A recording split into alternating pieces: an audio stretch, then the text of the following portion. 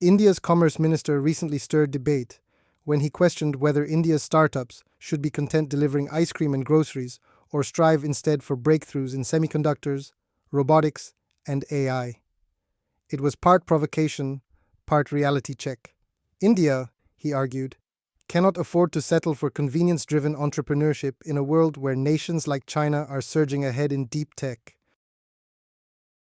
Strip away the political bluster, and the minister's call is valid. A country of 1.4 billion needs to dream big. But ambition without context is just grandstanding. And in places like Nagaland, the context speaks volumes. Since the launch of the Nagaland startup policy in 2019, 296 startups have been registered, creating just over 268 jobs, according to the state's Director of Industries and Commerce in May 2024. These aren't unicorns. They're small businesses rooted in local needs: agribusiness, food processing, logistics. They are what the current workforce, shaped by decades of under-resourced education and weak infrastructure, is equipped to build. The real issue isn't lack of ambition. It's that the ground isn't ready yet for the kind of moonshots the minister envisions. Quality education, especially in STEM fields, remains patchy here. Many schools still lack basic lab facilities. Internet access is unreliable in rural areas.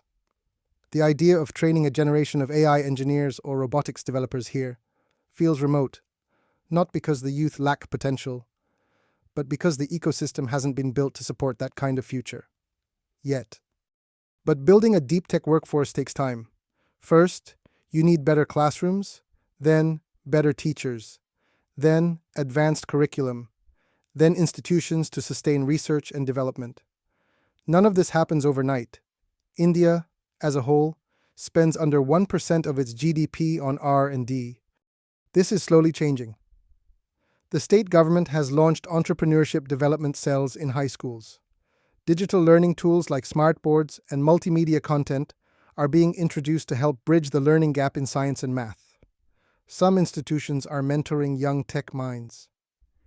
Even local edtech ventures are showing that the will to innovate exists. In Nagaland, where there are no major research parks or technical universities, the gap is even starker. So while we should absolutely aim for transformative tech, we must also be honest about where we're starting from. For now, local founders will keep solving practical problems, connecting farmers to markets, digitizing local businesses, and creating products that make sense in their world. And that's not failure, that's relevance. The goal should be a ladder, not a leap. Support grassroots ventures today while planting seeds for the deep tech ecosystem of tomorrow. Skill building, better infrastructure, targeted funding, and an education system that prepares students for a complex future. These are the long-term investments that will pay off. As for the buzzwords, AI, quantum, robotics, let them be aspirational, not performative. There's no virtue in demanding moonshots from a workforce that hasn't yet been trained for liftoff. Let's build an environment where a young person in Kohima or Mon can dream not only of launching a food business, but one day leading a space tech startup and have the tools to get there. And yes, there's still space for the social sciences and ethical debate in this conversation. But for now, let's focus on laying the foundation. One school, one startup, one skilling program at a time. The Union Minister's challenge is one we should accept. But let's do it with our feet on the ground and our eyes fixed firmly on a future we're still learning how to build.